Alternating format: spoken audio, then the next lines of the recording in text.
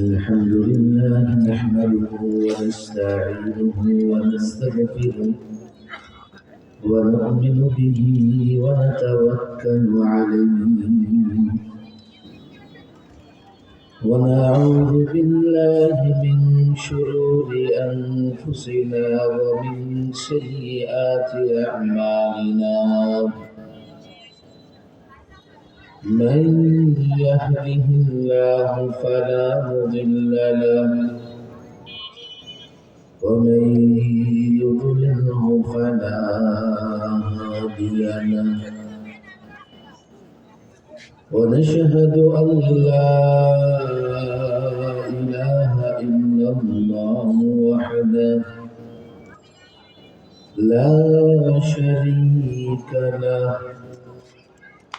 ونشهد أن محمدا عبده ورسوله أما بعد فأعوذ بالله من الشيطان الرجيم بسم الله الرحمن الرحيم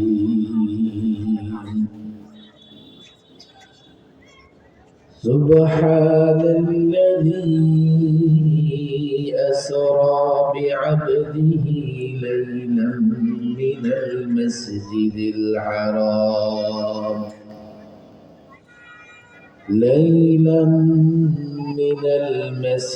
الحرام إلى المسجد الأقصى الذي باركنا حوله لنريه من آياتنا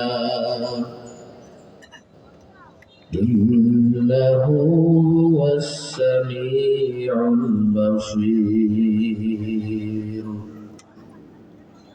صدق الله مولانا العظيم الخدمة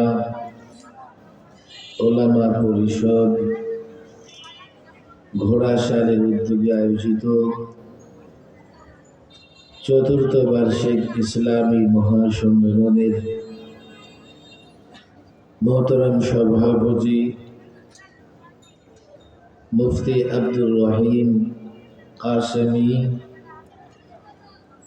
সভাপতি আল খিদমা ওলামা পরিষদ পলাশ, মাহফিলের উদ্বোধক হাফিজ মাওলানা আবু মুসা সাহেব, মোহতামিম জামিয়া কোরআনিয়া মাদানিয়া মাদ্রাসা করতে তৈরি ঘোড়াশাল, আমন্ত্রিত ওলামায়ে কেরাম, আমন্ত্রিত মেহমান বৃন্দ, মঞ্চে উপবিষ্ট ওলামায়ে কেরাম, ছাত্র ভাইয়েরা, যুবক ভাইয়েরা এবং দিন দরদি তাওহীদি জনতা, আল্লাহ তাবারক ওয়া তাআলার বড় দয়া অনুগ্রহ, যিনি ব্যস্ত সময়ের মধ্যে বর্তমান সময়ে এখন সবচেয়ে বড় ব্যস্ততা হচ্ছে নির্বাচন। দিনভর এলাকার যুবক, মহল্লার যুবকেরা নির্বাচনের কাজে ব্যস্ত,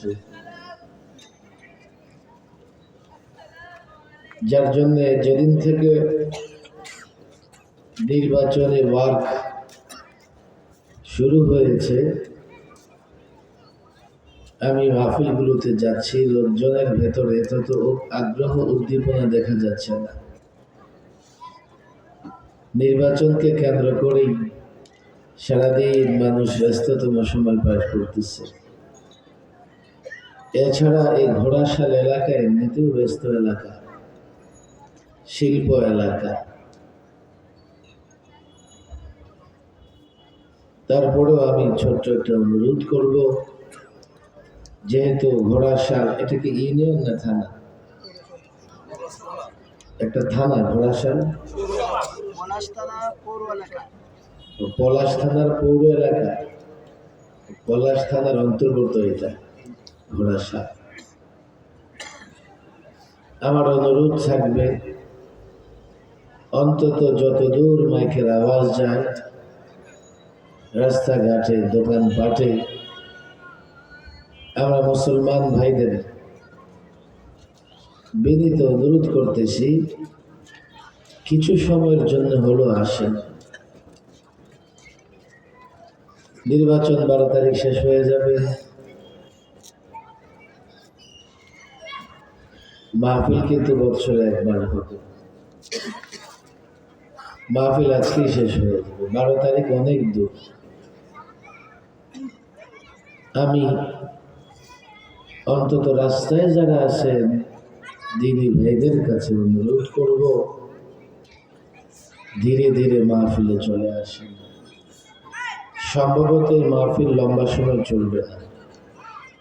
মুফতি জাফর আহমদ সাহেব এসছেন না, আসবেন? হ্যাঁ, আমার পরে হয়তোবা আজকের মাহফিলের অন্যতম প্রধান অতিথি ডালকা নগরের পীর সাহেব হযরত মুফতি জাফর আহমদ সাহেব বয়ান করবে। এই জন্য আমার অনুরোধ,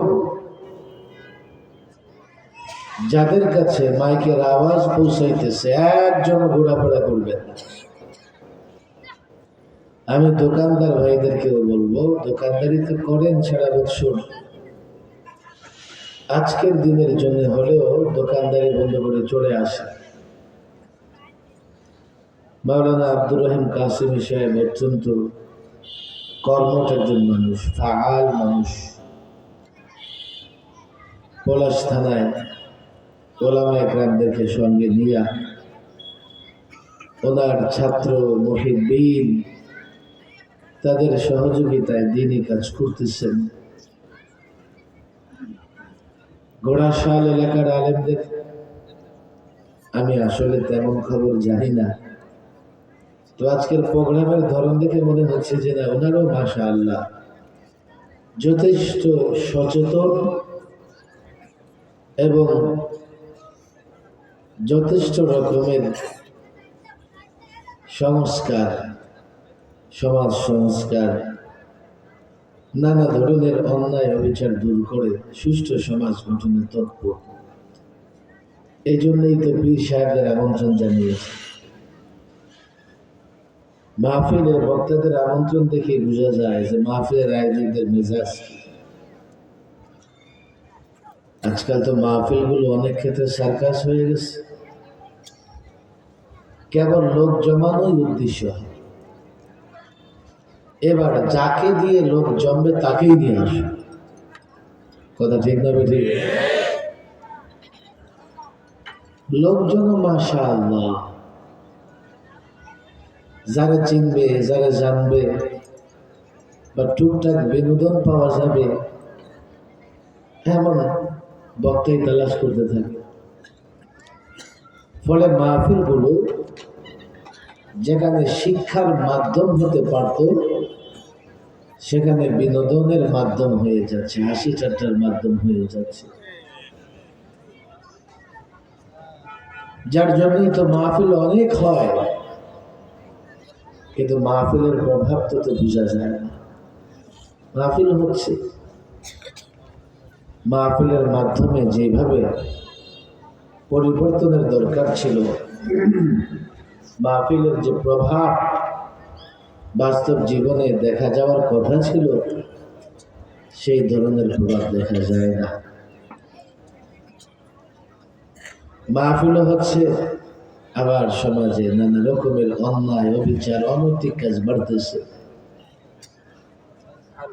এরপরেও কোনোভাবে মাহফিলগুলোর প্রয়োজনীয়তা অস্বীকার করা যায় না।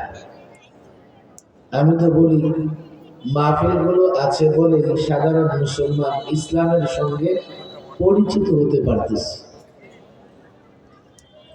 কয়জন মাদ্রাসায় যায়, কয়জন মসজিদে যায়, কিন্তু যখন মাহফিল হয়, পুরো এলাকা জুড়ে মাইক লাগানো হয়, তখন মুসলমান অন্তত বুঝে যে না, এলাকায় ইসলাম আছে, মাহফিল হইতেছে। না হলে মসজিদগুলোতে, আপনারা ঢাকার শহরের মসজিদও ফজরের সময় এক কাতার পড়া হয় না। অথচ ঢাকার শহরের এক গলিতে এই পরিমাণে লোকজনের বসবাস, এক গলির লোকদের জন্য 5টা বড় বড় মসজিদের প্রয়োজন হইত। গ্রামে তো মাশাআল্লাহ অনেক মসজিদে ফজর ইমাম আর মুয়াজ্জিন একাই থাকে। মাদ্রাসাগুলোতে কজন বাচ্চা কাচ্চা পড়াশোনা করে? সামান্য কিছু। মাদ্রাসায়ও যে ব্যাপকভাবে একটা জরিপে তো দেখা গেছে 10% বাচ্চাও মাদ্রাসায় পড়ে না। টোটাল মাদ্রাসার শিক্ষার্থীর সংখ্যা 20 লাখের বেশি হবে না। অথচ শুধুমাত্র প্রাইমারি স্কুলের শিক্ষার্থী 2.25 কোটি। 2.25 কোটি। আমরা যা দেখতেছি মাদ্রাসায় ছাত্রদের সংখ্যা বাড়তেছে তো বটে, কিন্তু হার বাড়তেছে না, গণনায় বাড়তেছে। বড় একটা অংশ মুসলমানদের সন্তান এখনো মাদ্রাসা বিমুখ,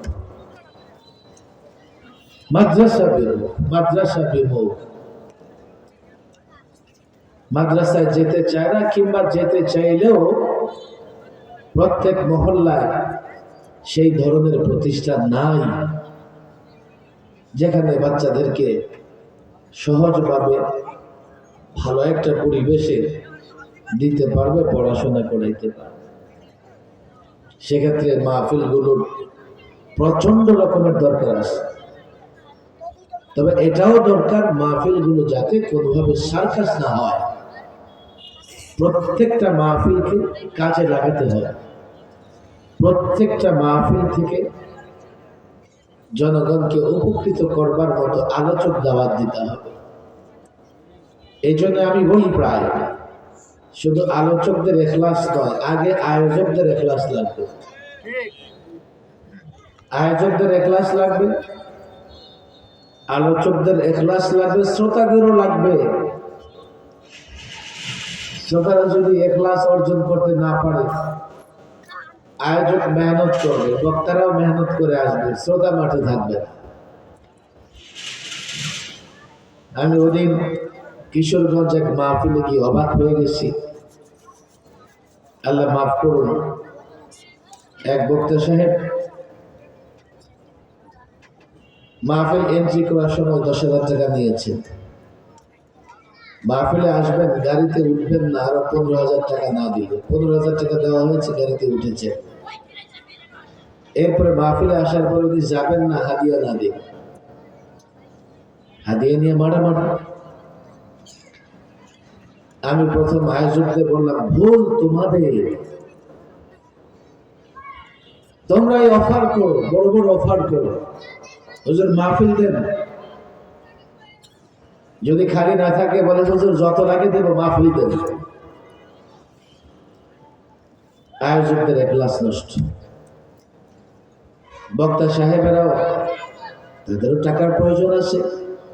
যখন এই ধরনের অফার পায়, ওনারাও আবার জবান ঠিক রাখতে পারে না। আর শ্রোতারা তো আসেই, ভাইরাল যাকে দেখবে তার মাহফিলে যাবে। বাংলাদেশে যে পরিমাণে ওয়াজ মাহফিল হয়, আলেমরা যে পরিমাণে বয়ান করেন, এর প্রভাব যদি পড়তো, ইসলাম প্রতিষ্ঠার জন্য নির্বাচনও লাগতো না, আন্দোলনও লাগতো না। মাহফিলের লোকজন তো বাংলাদেশের চীন জাপান থেকে আসে নাই। প্রত্যেক এলাকার মাহফিলের লোকগুলো যদি তাদের ওয়াদা ঠিকঠাক মতো করে যে আমরা এদেশে কোরআন সুন্নাহর শাসন চাই, ইসলাম চাই, কোন শাসক, কোন মন্ত্রী, এমপির বাবার ক্ষমতা নাই কোরআন সুন্নাহর বাইরে গিয়ে কিছু করে, কথা ঠিক না ঠিক? আমরাই তো আমাদের ওয়াদায় পাকাপোক্ত নয়। আমি যদি মৌলিক বিষয় টানতে চাই, আমি তো বলবো আমরা এখনো ইসলামটাকে বুঝি নাই। ইসলাম না বুঝবার কারণে এখনো মজবুতির সঙ্গে ইসলাম ধরি না, পাকড়াও করি না। মুসলমান থাকতে হয়, বা সেজন্য মুসলমান আছে।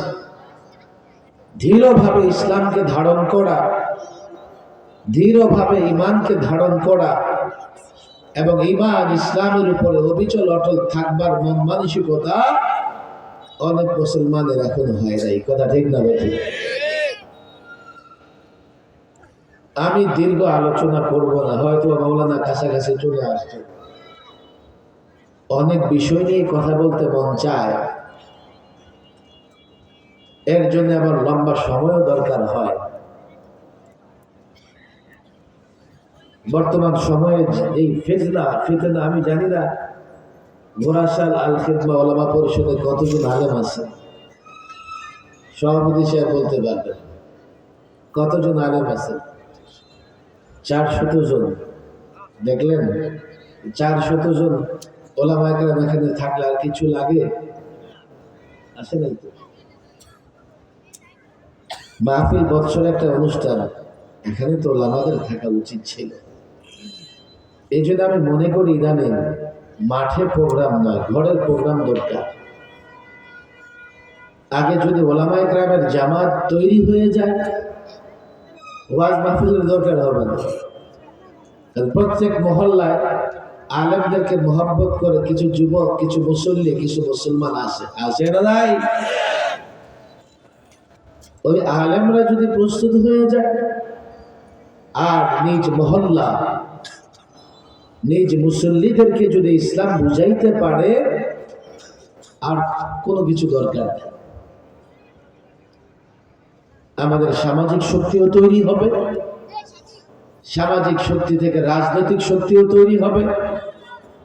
ফলে রাষ্ট্রে যদি আমরা কখনো কোরআন সুন্নাহ বাস্তবায়ন করতে যাই, রাজনৈতিক শক্তিগুলো আমাদেরকে বাধা দিতে পারবে না। আবার আমরা কোনো সমাজেও কোণঠাসা হব না, সমাজ থেকে আমাদেরকে কেউ বিচ্ছিন্ন করতে পারবে না, সমাজ থেকে আমাদেরকে কেউ তাড়াতে পারবে না।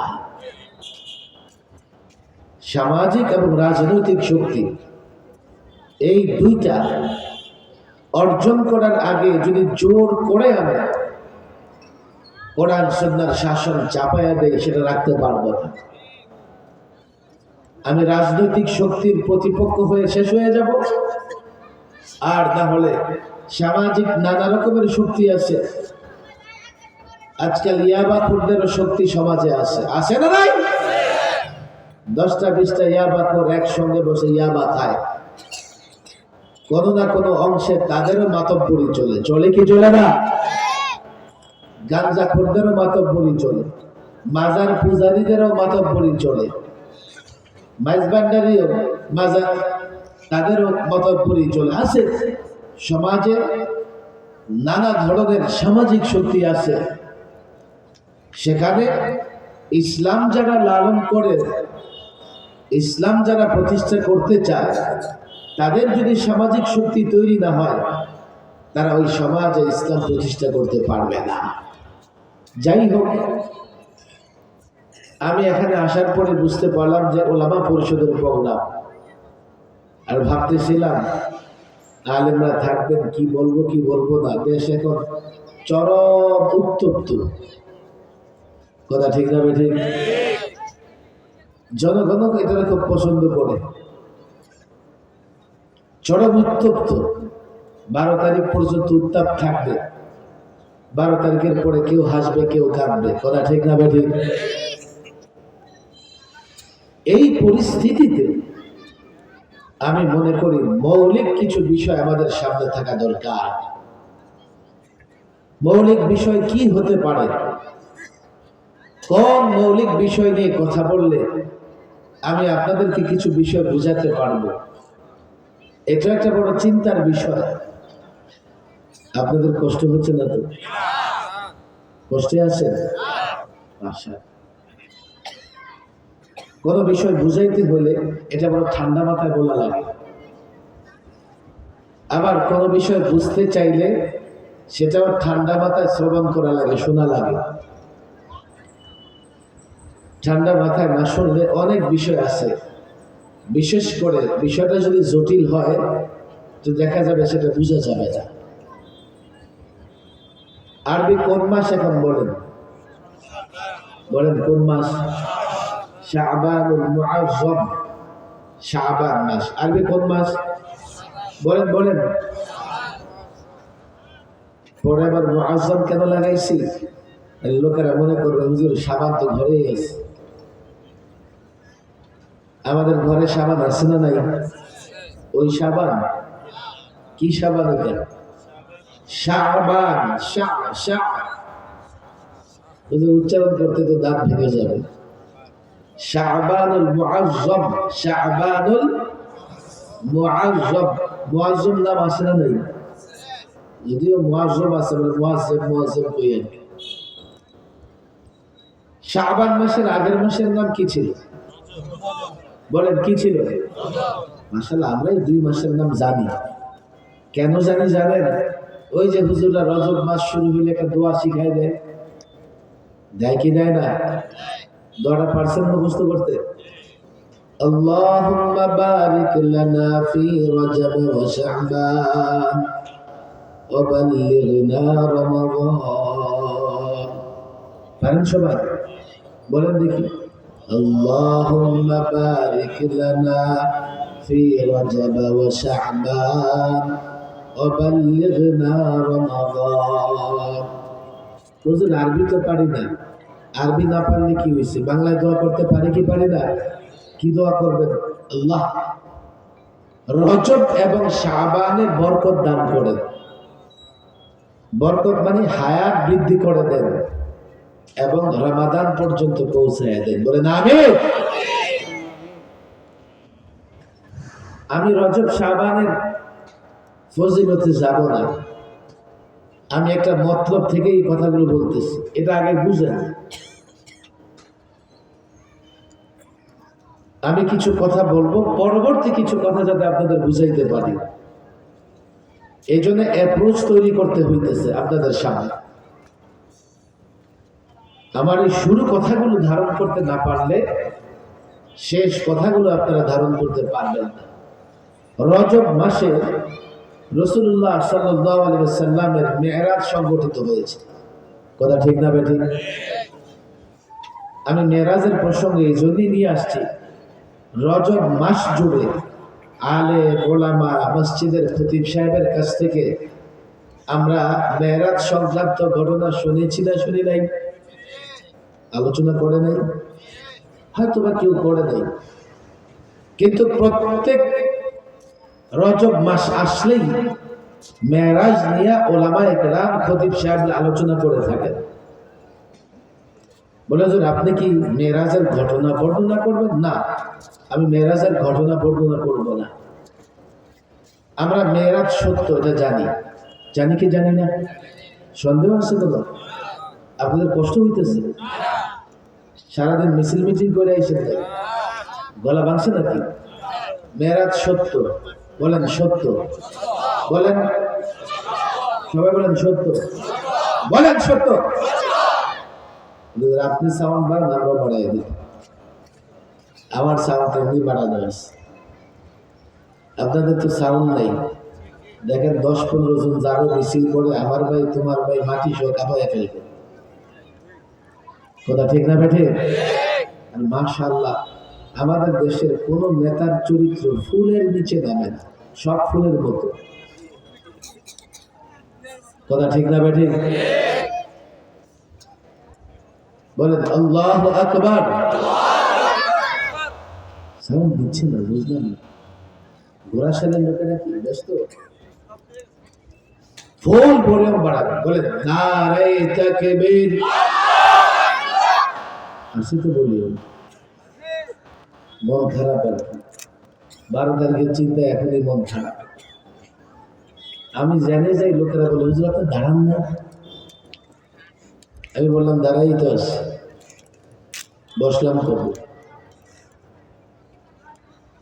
নারে তাকবীর। মেরাজের ঘটনা আমরা শুনেছি, আমি ঘটনা বলবো না। আমরা মুসলমানেরা মেরাজ বিশ্বাস করি। কথা ঠিক না ঠিক? একজন আছে যারা মেরাজকে বিশ্বাস করে না। আছে না নাই?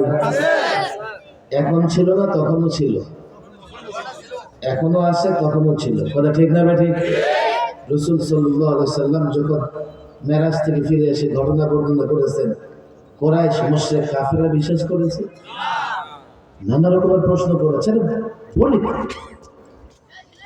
মসজিদ আকসা, বায়তুল মুকাদ্দাস নিয়ে নানা রকমের প্রশ্ন করেছে।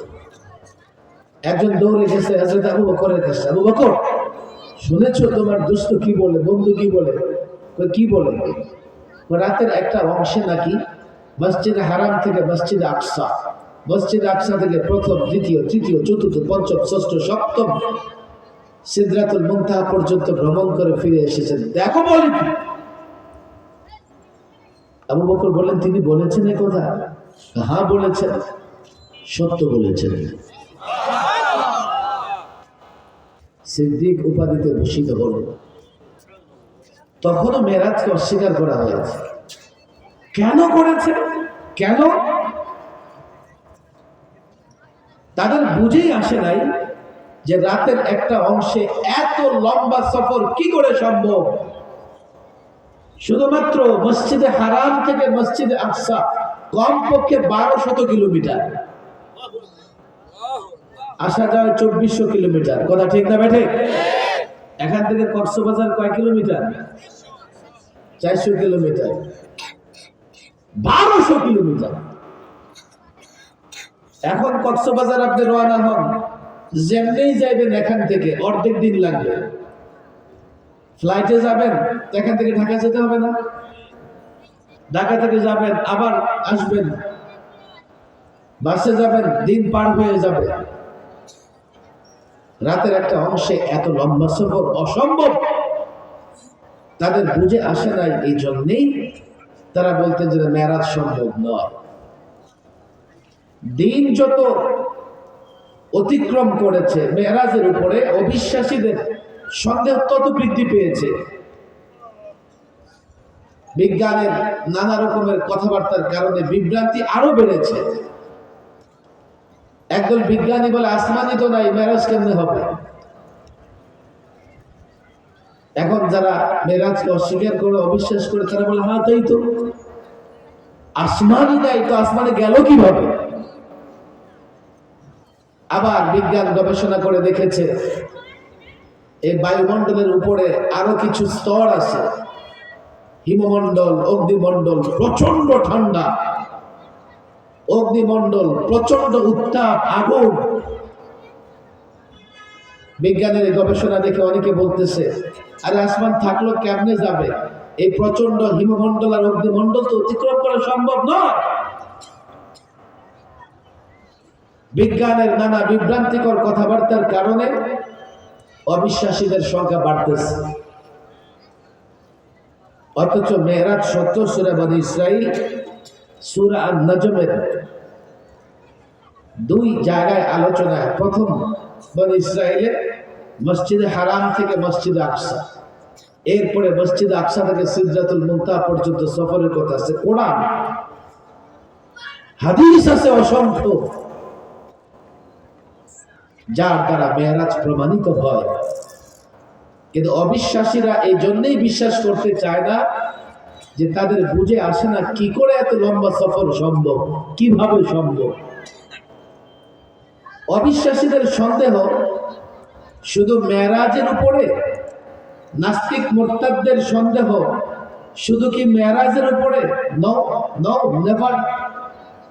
ইসলামের নানা বিষয়ের উপরে তাদের সন্দেহ আছে না নাই? আমি আলেম ওলামাদের কাছে বিনীত অনুরোধ জানাই, আমরা যতটা মানুষের সন্দেহ সংশয় দূর করার চেষ্টা করতেছি, তার চাইতে হাজার গুণ বেশি নাস্তিক মুরতাদ মিডিয়া এই প্রচলিত শিক্ষা, সাধারণ শিক্ষা আমার মুসলমান সন্তানদের ভেতরে দিন সম্পর্কে ইসলামের নানা বিষয় সম্পর্কে সন্দেহ ঢুকাই দিতেছে। আমাদের অথবা খবর নাই, বলবেন হুজুর কেমনে সন্দেহ ঢুকাইতেছে? একদল তো আছে সন্দেহ ঢুকতেছে নাস্তিক হয়ে যাইতেছে, আর সাধারণ মুসলমান সন্দেহ ঢুকতেছে নাস্তিক তো হইতেছে না। সন্দেহ ঢোকার কারণে দ্বীনের নানা বিষয়ের উপরে আমল করা থেকে বিরত থাকতেছে। কথা ঠিক না? আমি যদি চিৎকার করে বলি এই সব যে বিশ্বাস করবে তার অ্যাটিটিউড একরকম হবে, দৌড় দিবে, ভীতু হবে। আর যে বিশ্বাস করবে না দিব্যি আরামে বসে থাকবে। ইসলামের নানা বিষয় যে বিশ্বাস করবে তার আমল একরকম হবে, আর যে বিশ্বাস করবে না তার উদাসীনতা স্পষ্ট হবে। এই যে আমাদের মুসলমানেরা দ্বীনের নানা বিষয়ের উপর আমল করতে পারতেছে না, এর বড় একটা কারণ হলো তার বিশ্বাসের জায়গাটা দুর্বল।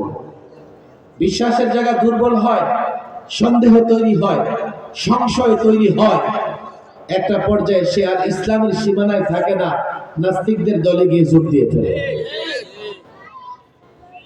এই জন্য মৌলিক একটা কথা আমার দিকে তাকান, মনে রাখবেন, কোরআন সুন্নাহ দিয়া যা প্রমাণিত হয় বুঝে আসলেও মানবো, না আসলেও মানবো তো ইনশাআল্লাহ। খেয়াল করে ওয়াদা করেন আমি কি বলতেছি। কোরআন সুন্নাহ দ্বারা যা প্রমাণিত হয় বুঝে আসলেও মানবো। বলেন। কোরআন সুন্নাহ দ্বারা যা প্রমাণিত বুঝে আসলেও মানবো। বলেন, বুঝে আসলেও মানবো। আচ্ছা, অনেক জিনিস আমরা বুঝি না কিন্তু মানি কিনা? আপনাদের হাতে পকেটে মোবাইল আছে না? ফোন লাগান আমেরিকা, ইউরোপে, ভিডিও কল দেন, ওই লোক কল রিসিভ করলে দেখবেন যে আপনার মোবাইলে ওই লোকটাকে দেখা যাবে। কথা ঠিক না বা ঠিক? আপনি আমার বুঝান দেখি, আমেরিকার ওই লোকটা আপনার মোবাইলে কেমনে ঢুকলো?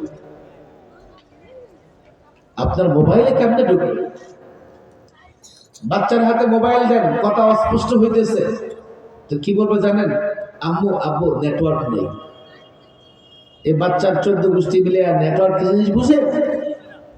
কিন্তু বুঝতেছে, মানতেছে নেটওয়ার্কের কিছু আছে, ভিডিও করে দেখতেছে, অবিশ্বাস করার কোনো সুযোগ নাই। অনেক বিষয় বুঝি না, আমরা মানি। কোরআন সুন্নাহর মূলনীতি, কোরআন সুন্নাহ দ্বারা যা প্রমাণিত হবে, মুসলমান হলে বুঝলেও মানবে, না বুঝলেও মানবে। কথা ঠিক না বেঠে?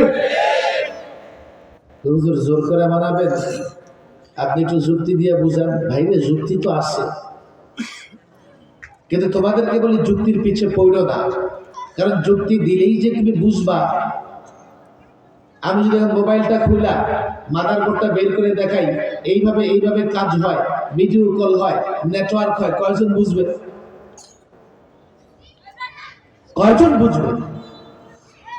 কোরআন হাদিস দ্বারা প্রমাণিত মেনে নাও, এর মানে এই নয় যে যুক্তি নাই, যুক্তিও আছে, কিন্তু কয়জন ব্যক্তি যুক্তিটা বুঝবে? যুক্তি বোঝার জন্য যোগ্যতা দরকার, যুক্তি বোঝার জন্য সক্ষমতা দরকার। নানা আবিষ্কার আছে, মাথার উপর দিয়ে উড়োজাহাজ যায়, বিমান যায়, 700-500 যাত্রী নিয়ে বিমানটা কেমনে যায়, কয়জন বুঝাইতে পারবেন? আকাশে কেমনে বিমানটা উঠে? যদি বলে হুজুর বুঝান, বুঝবো না, বুঝাইতে গেলেও 99% বুঝবে না। তাহলে ওয়াদা পাক্কা, আমার দিকে তাকান, কোরআন সুন্নাহ দ্বারা যা প্রমাণিত হবে বুঝে আসলেও মানবো, না আসলেও মানবো। কথা ঠিক না বেঠে? এখন মেরাজ তো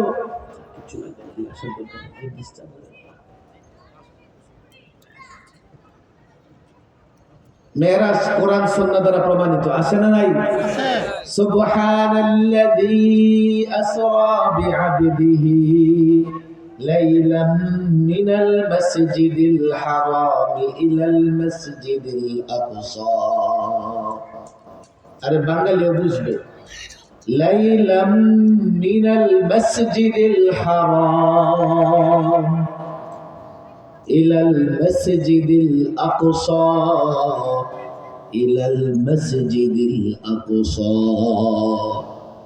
মসজিদে হারাম থেকে মসজিদ আকসা পর্যন্ত যে কেউ বুঝবে। বলে হুজুর অন্তত যুক্তি দিলে তো কেউ না কেউ বুঝবে, তাতে আমাদের দিলে একটু ইতমিনান আসবে। প্রথম কথা হলো যুক্তির পেছনে পড়বেন না।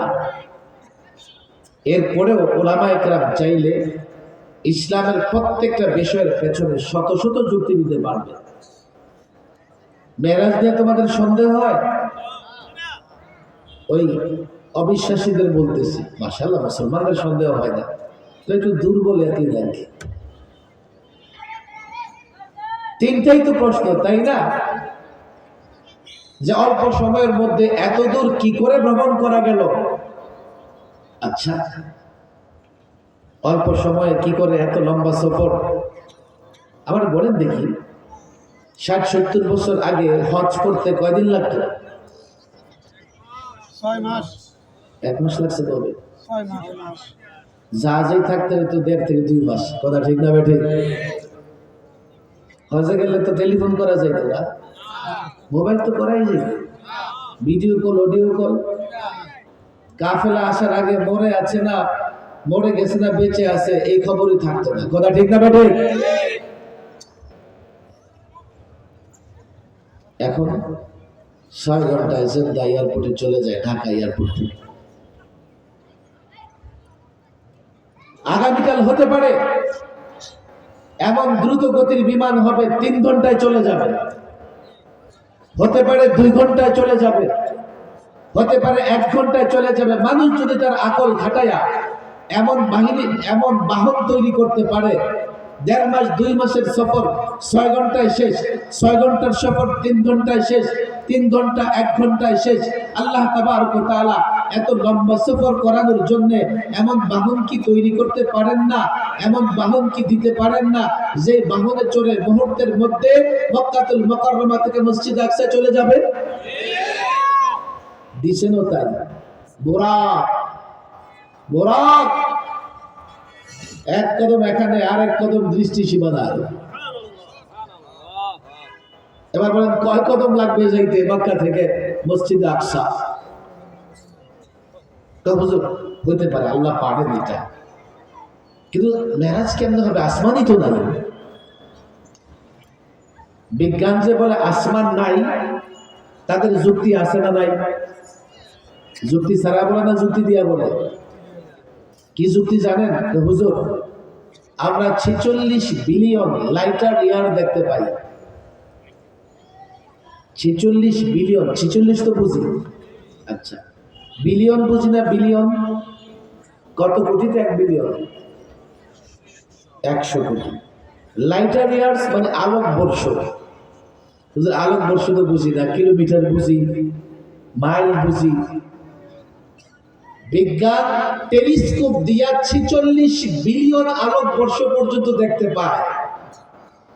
না, আলোক বর্ষ কত দূর এটা বোঝানোর জন্য ছোট্ট একটা হিসাব করা লাগবে। হিসাবটা কি? পৃথিবী থেকে সূর্যের দূরত্ব কত?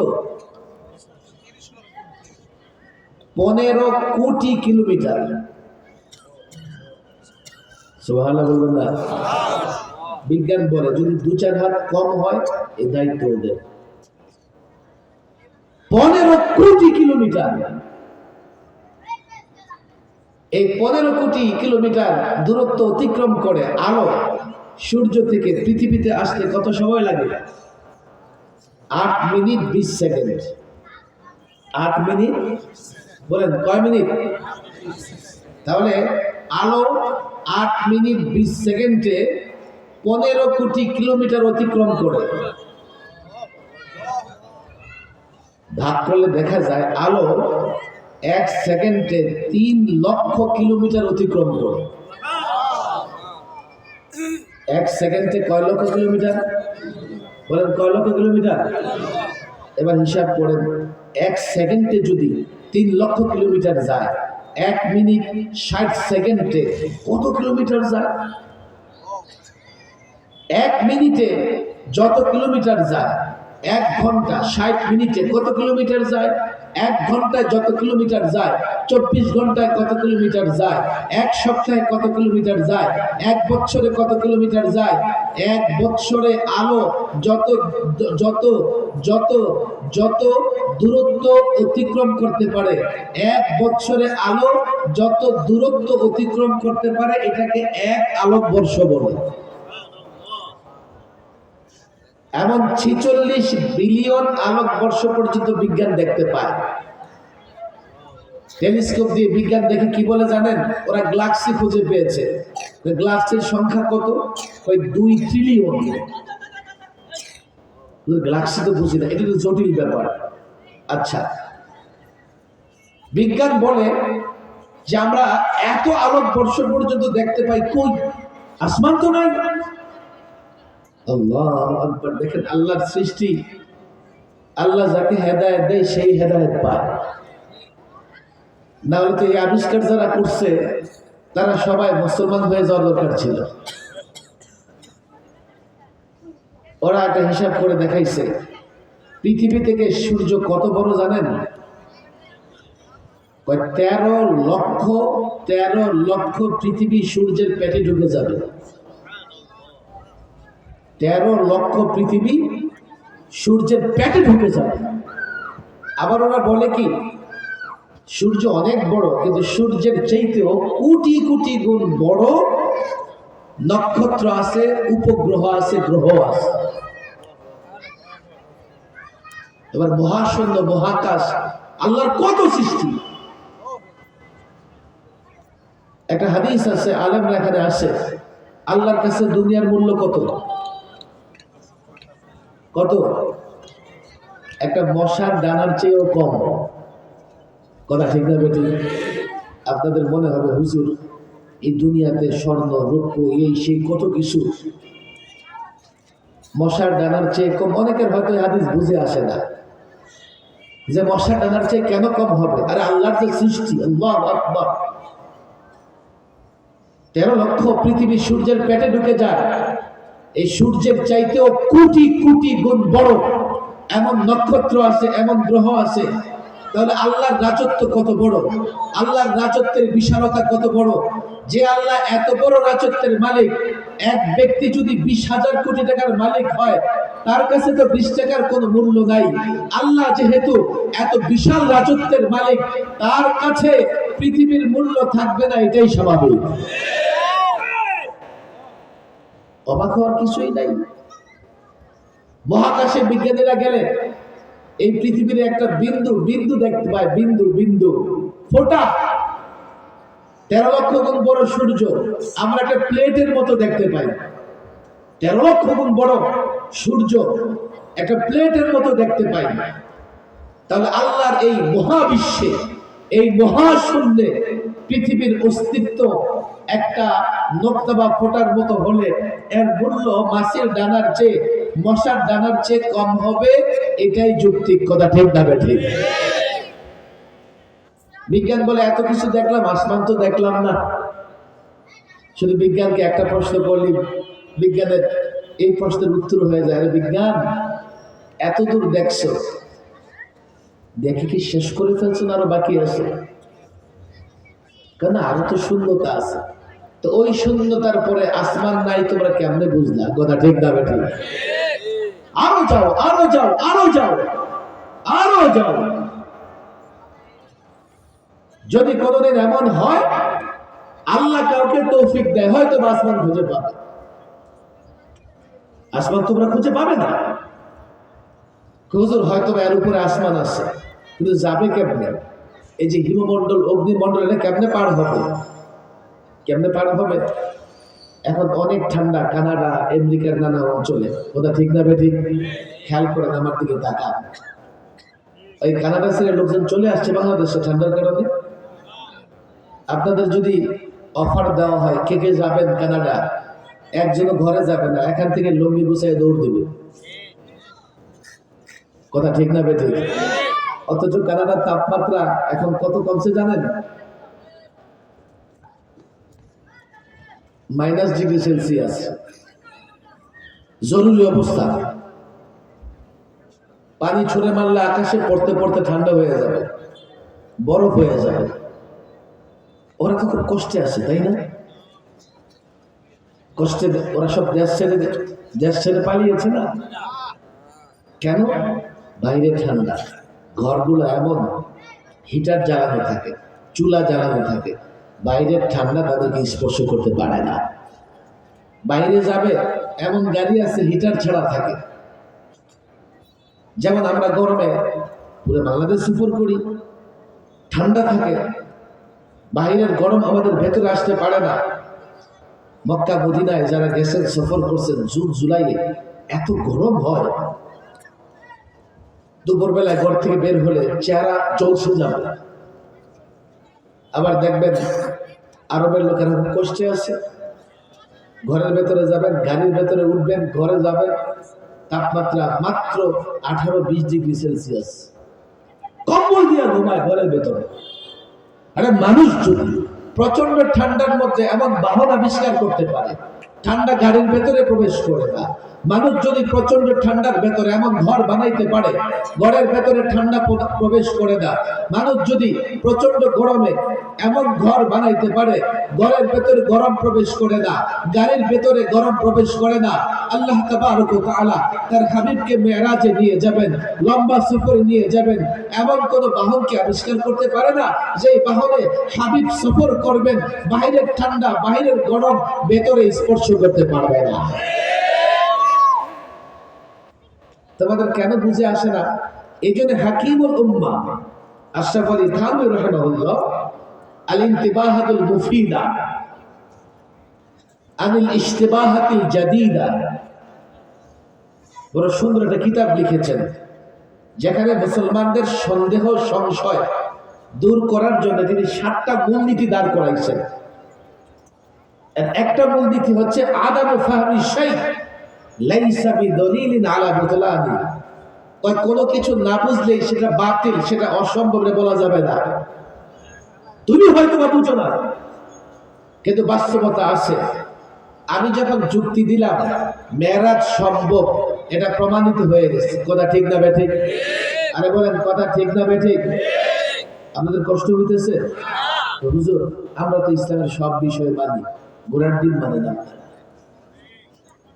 একদল বলে বেড়ায় কি জানেন, নারীরা তারা তাদের স্বাধীন মতো পোশাক পরবে, ফুল স্টপ।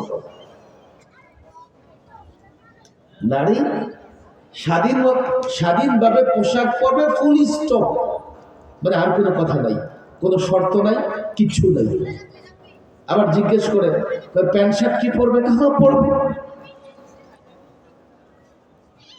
নারীর জন্য যে নিরাপত্তা দরকার, সিকিউরিটি দরকার, ইসলাম নারীর সিকিউরিটি, নারীর নিরাপত্তার জন্য পর্দার বিধান দিয়েছে, হিজাবের বিধান দিয়েছে। ওই গন্ড মূর্খের মাথায় এটা ঢুকেই দেয়,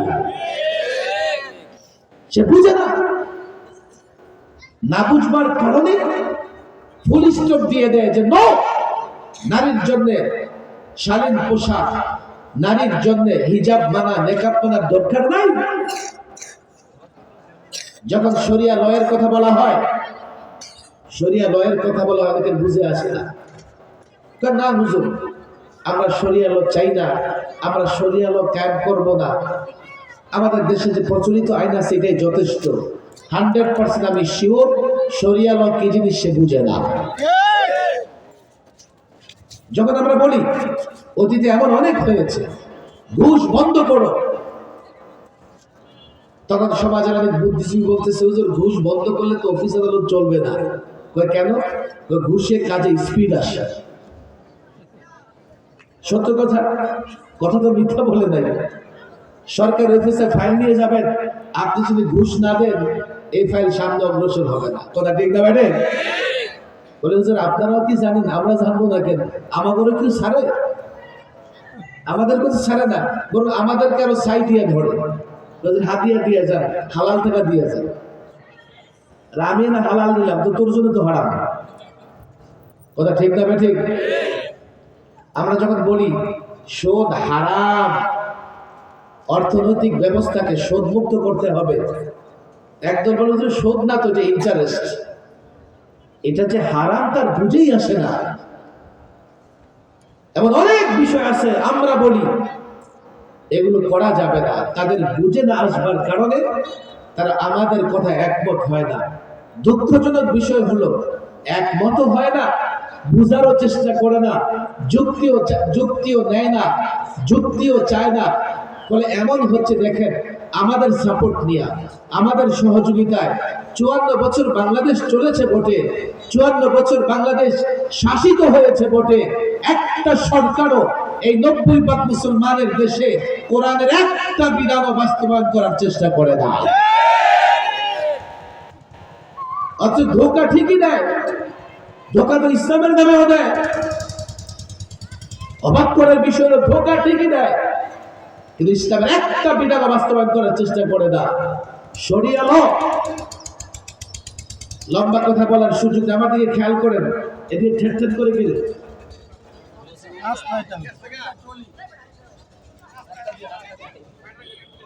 বিষয় জটিল, না বুঝলে তো পরে বলবেন যে কি ওয়াজ করে গেল।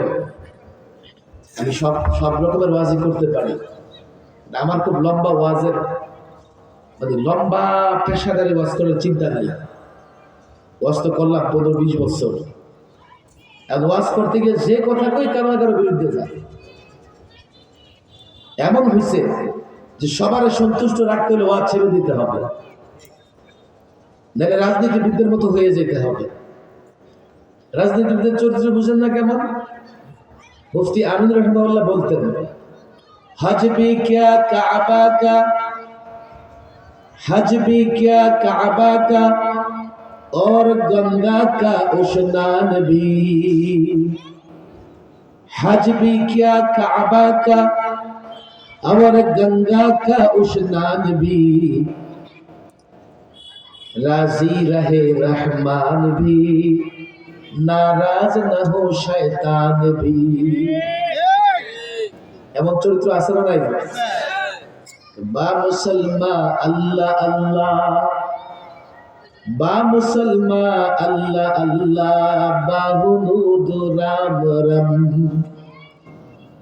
মুসলমানদের কাছে গেলে বাস আল্লাহ মাফ করুক, অধিক নেতা নির্বাচনে দাঁড়াইছে, আমার আগে একটু ওয়াজ করতে উঠছে, এমন তাকওয়ার ওয়াজ শুরু করছে, আমি নিজে লজ্জা পাইতেছি। হ্যাঁ, এমন তাকওয়া তো আমার ভিতরেও নেই। অথচ তার যে তাকওয়ার ওয়াজ করতেছে তার বডির দিকে তাকাইলে কোথাও ইসলাম আছে এটা খুঁজে পাওয়া যাবে না। তাকওয়ার ওয়াজ করতেছে কবে, কতদিন আগে, 30-40 বছর আগে মুফতি আমিন বলে কথাগুলো বলতেন।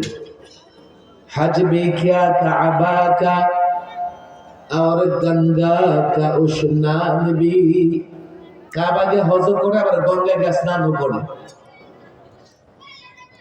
রাজি রহে রহমান भी नाराज न हो शैतान भी, আল্লাহরেও সন্তুষ্ট রাখতে চায়, আবার শয়তানকেও নারাজ করতে চায় না।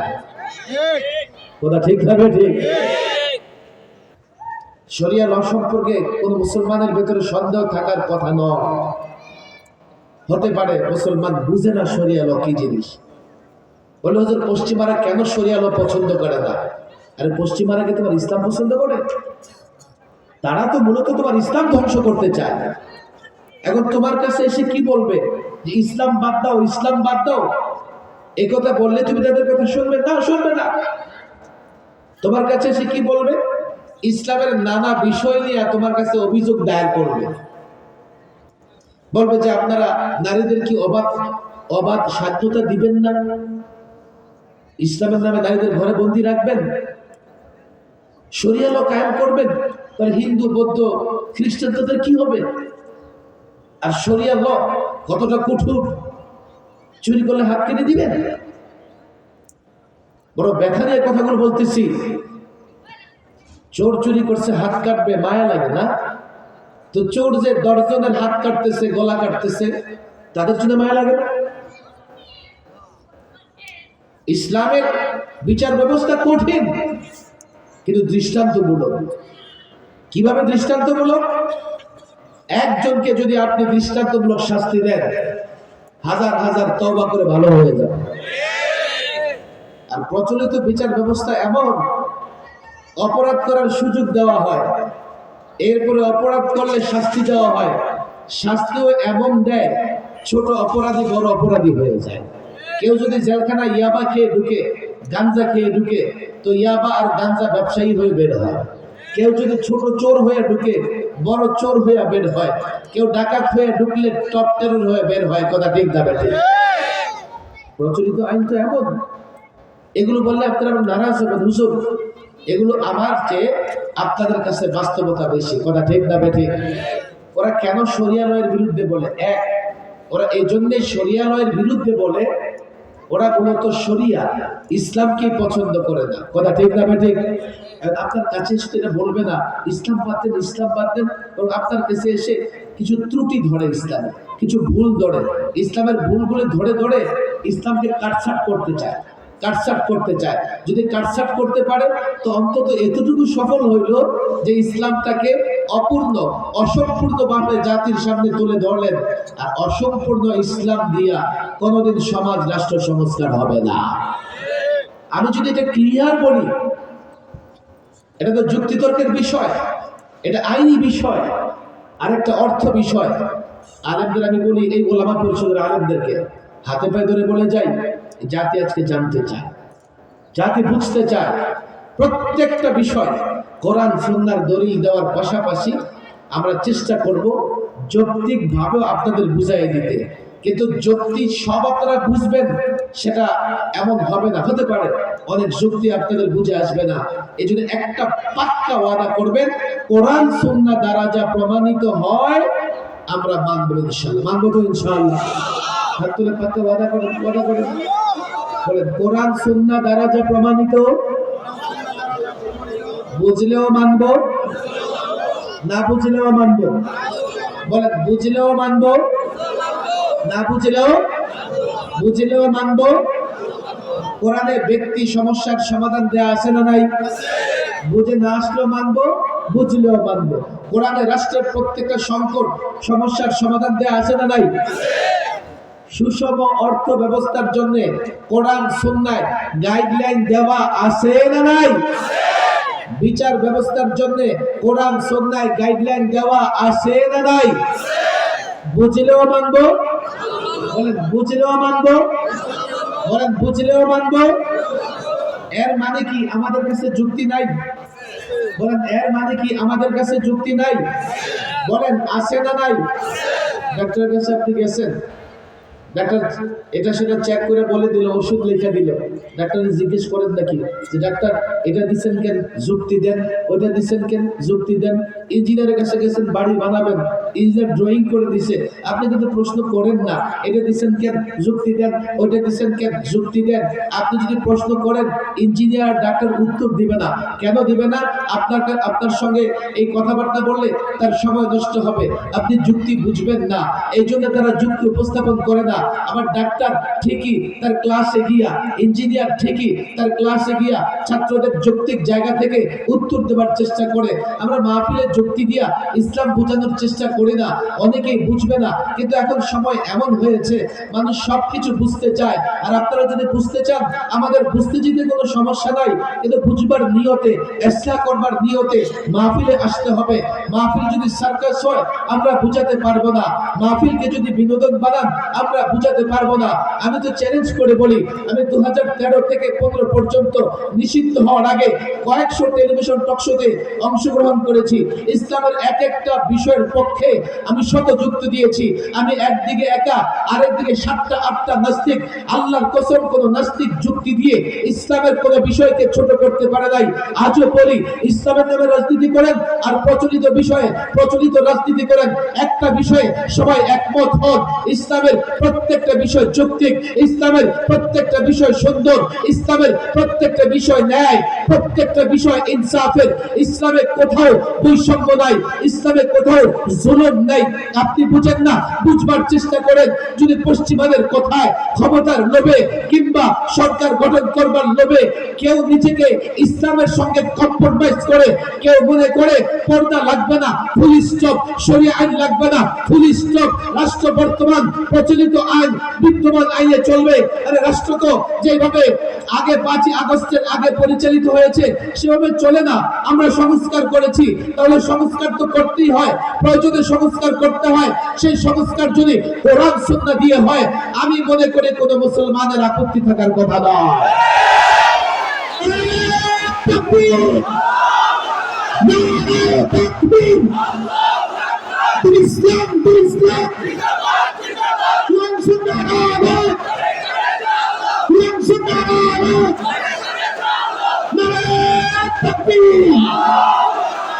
আলেমদের কাছে বিনীত অনুরোধ, জাতির ইসলাম বুঝাইতে না পারলে দেখবেন একদল ইসলামের নামে জাতিকে বিভ্রান্ত করে ফেলবে। আসে আমাদের অবহেলার কারণে পীর সাহেব সফান সফা, নারী পুরুষ বোঝা যায় না, তার মাঝেও নাকি 10,000 গরু দিয়ে এসছে মানুষ নিয়ে। এই জাতি কেমনে বুঝলো যে পীর হবে? পীর হওয়ার জন্য ন্যূনতম যোগ্যতা আছে না নাই? গাঞ্জা খায় এমন পীরও আছে না নাই? ভবিষ্যৎ বাংলাদেশ সংস্কারের জন্য আলেমদের দায়িত্ব নিতে হবে এইভাবে যে ইসলামের কথা বলবো, সঠিকটা বলবো। এদেশে অনেক আছে ইসলাম নিয়ে কথা বলে না। সে যদি ইসলাম নিয়ে কথা বলে, জাতি তার কথাকে গুরুত্ব দেয় না। কিন্তু ইসলামের নামে কেউ যখন কথা বলবে, সংগঠন করবে, রাজনীতি করবে, তাকে মনে রাখতে হবে তার কথায় জাতি বিভ্রান্ত হবে। কেন জাতি মনে করে যে ইসলামের অনেক বড় পণ্ডিত, যদি এমন হয়েছে, আজকাল এমন হয়েছে ইসলামের নামে বড় পণ্ডিত জহের করে, ইসলামের ন্যূনতম জ্ঞান নাই। আসে না নাই? আমরা আলেম ওলামাদের বলেছি 2টা কাজ লাগবে সমাজ, সামাজিক শক্তি তৈরি করে। এই যুবকদের বোঝান, আপনারা যুবকদের কাছে গিয়ে ইসলাম বুঝাবেন না, অন্যরা যুবকদেরকে ইসলামের নামে অন্য কিছু বুঝাইয়া আপনাদের বিরুদ্ধে দাঁড় করাই দেবে, তখন আর সমাজে থাকতে পারবে না। এই যুবক, এই জাতি সবার কাছে গিয়ে গিয়ে সঠিক ইসলামটা তুলে ধরতে হবে, তাহলে ইনশাআল্লাহ আমরাও থাকবো, ইসলামও থাকবে। কথা ঠিক না বেঠে? আল্লাহ তাবারক ওয়া তাআলা, আমি সামান্য কথা বললাম, উলামায়ে কেরাম আছেন, কথা বলবেন। আমাদের সকলকে সঠিক ইসলাম মেনে চলার তৌফিক দান করুন। ওয়া মা তাওফীকি ইল্লা বিল্লাহ ওয়া মা আলাইহি